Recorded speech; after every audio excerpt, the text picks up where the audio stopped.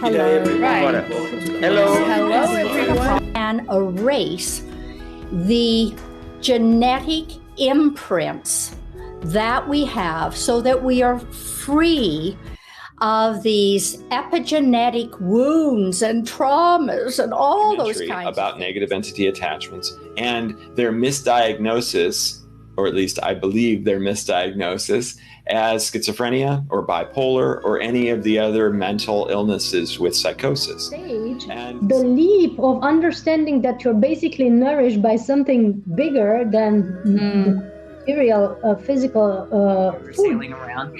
But each and every region had its own attributes and why the people either thrived or why the people were in deprivation, if you will. Lived in different areas of your region, even maybe even within your own town.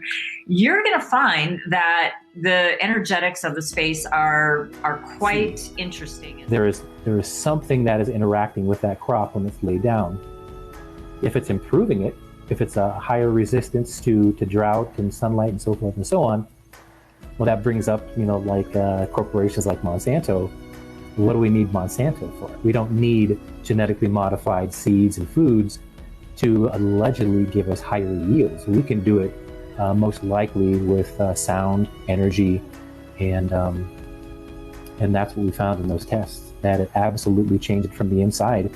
And that's something that the field artists or the debunkers don't really like. Standard academics state that certain structures were made at very specific times, but they can't back up that with actual evidence. For example, in Bolivia, they say that Tiwanaku and Pumapunku were created by the Tiwanaku culture, who were barely a Bronze Age people, and yet we see evidence of almost laser flat surfaces that could not have been done by that culture. Because I'm using a fork coming in on the field, and as I'm bringing it in, it comes to this point. It's like you're stopped.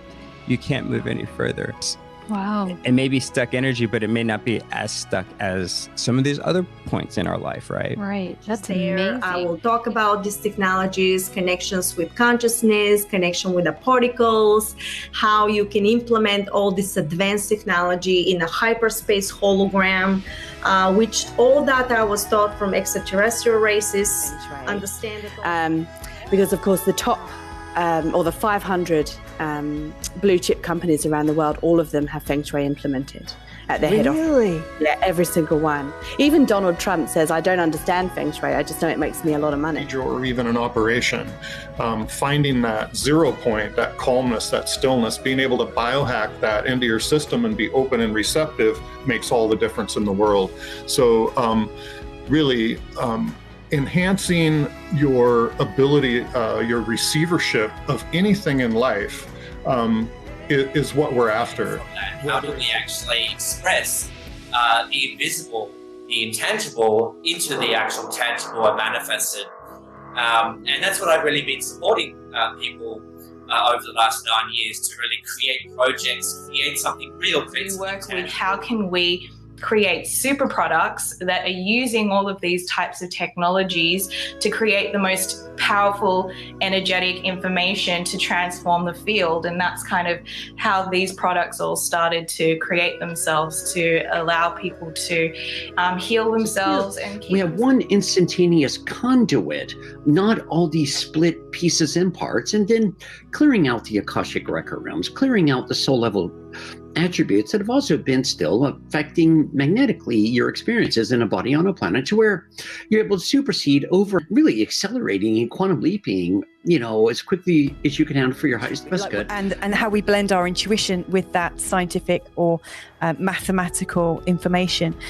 There's a lot of patterns, there's a lot of sacred geometry underlying astrology, which I get very excited about. So I'm also going to be looking a lot at correlations and explaining how those work. Convey the message that humankind is at this very critical threshold where we require a shift in consciousness, that no amount of reduction in our carbon emissions or whatever we might put in place to try and mitigate against climate change and pollution and all the other terrible things that are happening to our beloved Earth are going to happen successfully unless we shift human consciousness from ego to a higher level of consciousness. a more connected level of consciousness, connected both with each other and with the As divine. grandparents, and that where there is a link between how we are thinking and how we are working, between epigenetics, that's a booming part of modern science since 15 years, and the miasmatic theory we are using in homeopathy. Really streamline the process of creating what you desire and propelling you on the path of your greatest desires, your purpose, and your expression of self. Particularly in roles of leadership, whatever that means to you. So whether you're the CEO of a corporation or whether you're the leader of your household, you're playing the role of leader in many different contexts. So how can you tap in and use this to create a better world? And precognition really relates to how the heart operates. It perceives things before our mind does, so it's precognition. And I have a lot of tools that I have developed on how to, reconstitute our physiology so that we start operating from that place. I think if you really speak from the heart and you kind of extend that into what you're doing or what you're creating, because every piece of creation you do is actually a piece of yourself coming out. Doing is it's uniting these ancient principles of spirituality with scientific principles. So an example of that would be the law of karma, which people may have heard of, can actually be related to entanglement in scientific theory. See, like, wow, yeah, I really am a soul on a journey to take in these catalysts of life and learn from them and polarize and evolve spiritually to ascend up the levels of density of consciousness that the law of a higher connection with ourselves and the greater version that we already are.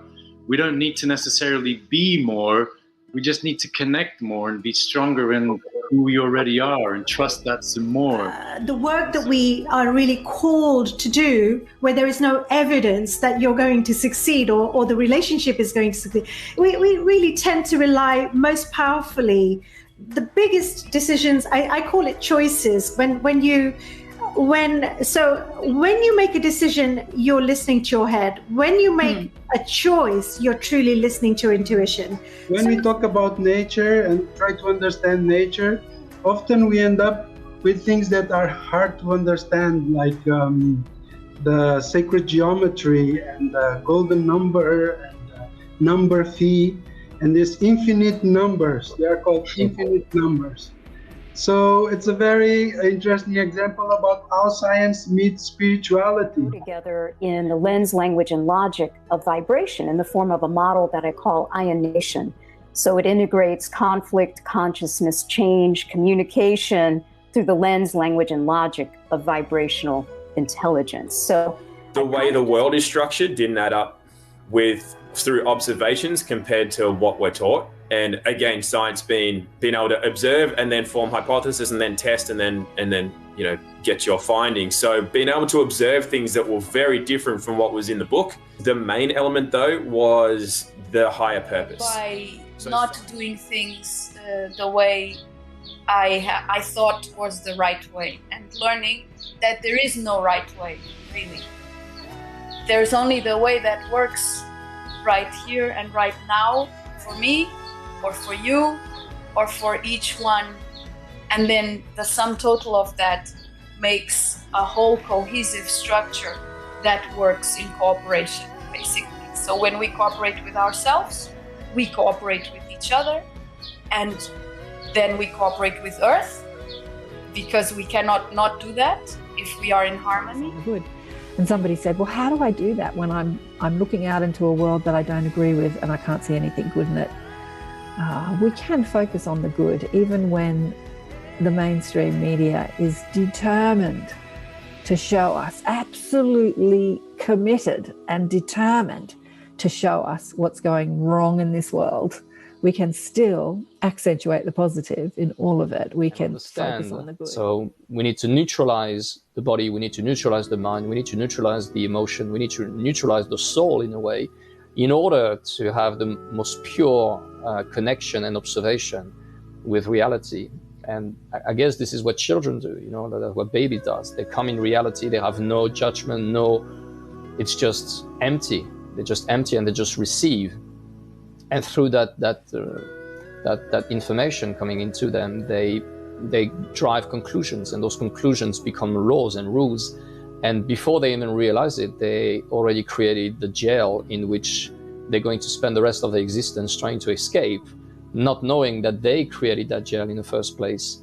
And it is important now to have those debates so we can put the base of what is fundamentally missing in our society, which is ethic and moral. Like, we have lost those two compass. We take a look at the past 50 years of our human history, and looking at how things have developed into the state that we're in right now, there has been a tremendous amount of social engineering in which many systems are interdependent of one another. And so the more and more we understand how they're interdependent, we can understand why we reach where we're at, kind of like a hypnosis that's kind of occurred collectively, and de-hypnotize ourselves into an activation of frequency and holographic DNA. When we are going deeper into yourself, you are reaching spiritual dimensions.